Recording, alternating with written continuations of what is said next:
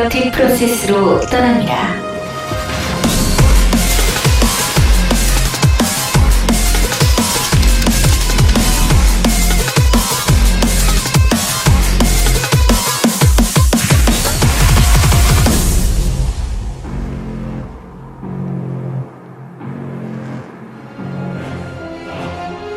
Here we are in Galactic Process for our final game of the night.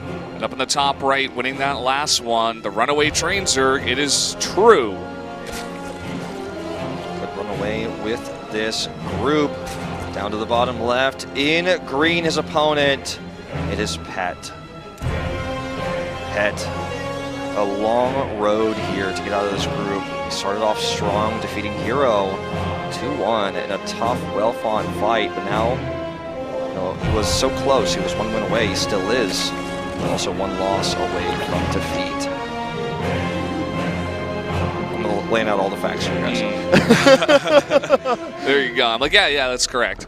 I'm like, if he ties, he will have to play another game, and that is the last possible possibility here if they have some sort of draw situation, which is generally impossible in ZVZ, but it is technically possible. Pet is going to go for this 3-base kind of play once again, and it's going to take a while for those Overlords to get over here. It's a very big map, and he showed it in the last game too, but this is actually even faster, and this is going to be gasless too.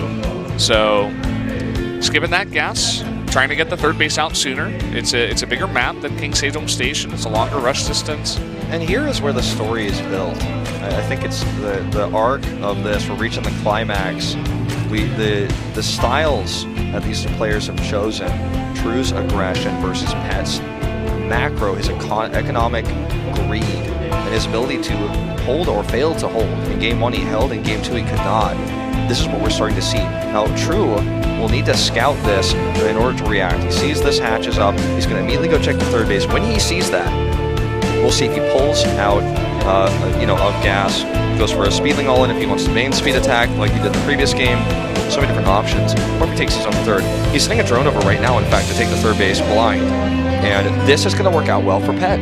Because he commits 300 resources to this hatchery, he has less resources to punish Pet's base, so Pet just gets his 3rd base up faster. Now, the obvious problem is the issue you talked about before, is the fact that he does not have tech, so he could just simply be outmaneuvered by these Lings and Banes. And that's part of why the Spine Crawler comes into play.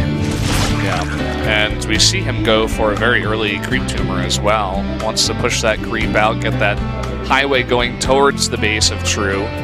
It's going to be good for getting the Spine closer to the ramp as well. So probably the combination of those two leads him to. It's a pretty standard thing. Either way, it's definitely going to be very powerful and very helpful here.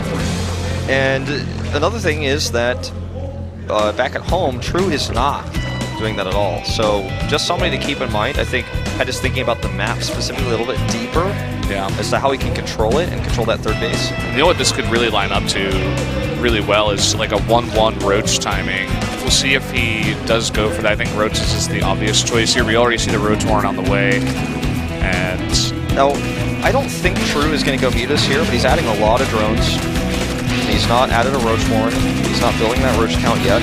So to get this out super quick would be useless without a Roach Horn already made. When you get a lair this fast, obviously you want to immediately get value from that, whether it's Roach Speed or it's Spire. And if he goes for it this fast without a Warren, unless I missed that he made it, this starts to look more and more like Mutalist plays, adding more gases too. I think we are going to see Mutas, in fact. Overseer comes out, there's the Spire, and here we go. We're going to see a pretty exciting one here. Tech differential quite high between these two. And scouting is of the essence. Without a layer of his own, Pet cannot use an Overseer to scout. He doesn't want to commit any Lings across the map without speed, of course, to scout. So basically, he's kind of in the dark, and that's something you could do when you know your opponent may have skipped speed. As you get the Spire Tech, it's hard to scout. This Overlord nearly killed, in fact. Now, this is somewhat suspicious how carefully True is hunting these Overlords. yeah, definitely looks a bit. And obviously the Overseer broadcasts, super loud and clear that there is a lair available and has been for some time for True. We'll see how Pet wants to play this blind. You know, we've seen a lot of safety out of this player before. He made so much static defense in the ZVP matchup. Oh, he's getting a Nidus. He wants to kill True before his lair tech gets value. And this Overlord lived with, what, 7 health earlier? 3 queens being made at a time as well. So he's going to bring all the queens, all the roaches, hit with +1. And this is going to be extremely powerful. And we're going to get into a weird position here because I'm not even 100% sure just yet that Pet knows that this is Mutatech. He knows it's definitely a choice or like an option here for True. But what if he goes for a Nidus and True's mutas are across the map? We can get into a crazy base trade situation if there's no anti-air at the base of Pet. He's now confirmed the Spire. The Nidus comes into the main base. It's unscouted by True. Okay, he does see it. He should see it here. He can't kill it, but he needs to set up here. A Ling run-by, though, is going to prevent these units from wanting to go over there and actually attack. He's going to have to defend this first. Great position here, both the Queen in between the spawning pool and the hatch. He does see this. Queen's coming out. They can transfuse this now. They can transfuse each other to kill these Mutalisks. Here comes the attack. He wants to send these roaches through now, and here they come. Here they come, and the drones are off the line too, but all the roaches get out of the Nidus, and that's not enough mutas to deal with this many queens. 7 queens with transfuse. This might just be it. Has Pet done it? I think he has. There's not enough here to defend. Drones, you know, like you said, pulled. Many of them killed, and the rest of them trying to evacuate. He's lost control of his main base here, and he can just go ahead down here and target down the Spire, which means no more Mutalisks. That's really the big threat. Back at home, all he's making is queens, so he can just rally those across into the Nidus. He has so much transfuse energy. He barely even had to use any transfuse in the last fight to chase these drones down. He's forced into the base trade. He has no choice here, and there should be spores back at home. There should be. We'll see if he's got them. I don't think he's made any yet, actually. No spores. But even still, can he defend this? The queens can just go back into the Nidus, you know, at home and try to defend. Should just make a few spores here as well. He's got 400 minerals to do so. Looks like he's focused on microing his attack. And the Spire was killed. So these Mutalisks are the only Mutalisks he's going to have, and he just uses the Nidus to bring the queens back. It's instant teleport. Did not target the network, so will actually be punished for that as well. Only 3 queens here. The rest of them are in the network currently.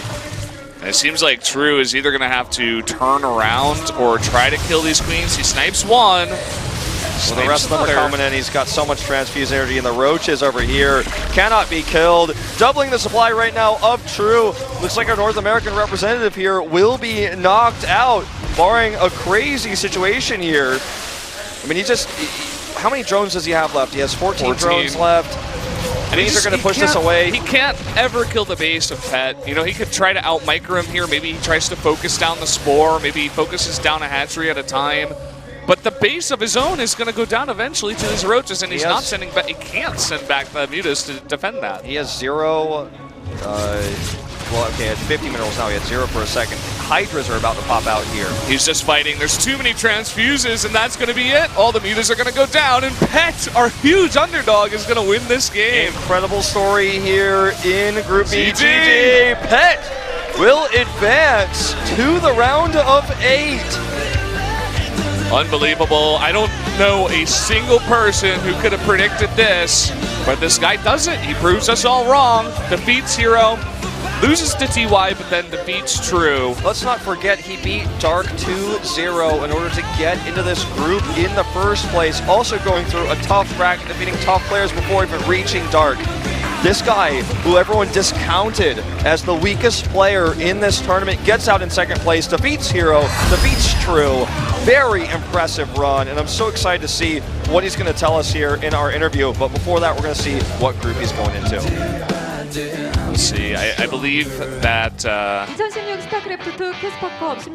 Neeb was actually placed in Group B and is in that B1 spot. So if he picks the B ball, he will be going to Neeb's group, or rather just his bracket spot.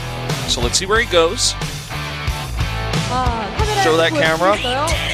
It is B. And it is B. It's B. And I believe, if I'm not mistaken, that Neeb is already there, so he's going to have to face Neeb. Who very quickly and very suddenly became one of the favorites for this tournament. Yeah, I mean, especially, you know, nothing against Pet, but I think Neeb is going to play a bit better than Hero did today, so that's going to be a really interesting matchup. Guys, let's just take a look at our brackets of today. If you show this to your friends, many will not believe until they watch the match. Looks like Photoshop if you look at this bracket.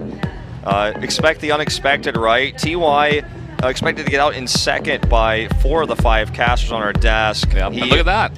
I was correct. He's going in Group B against Neeb. So 2 teammates who fought each other in the GSL Season 1 finals, and Neeb, one of the underdogs versus another underdog. Both players really upsetting and showing great performances in their groups.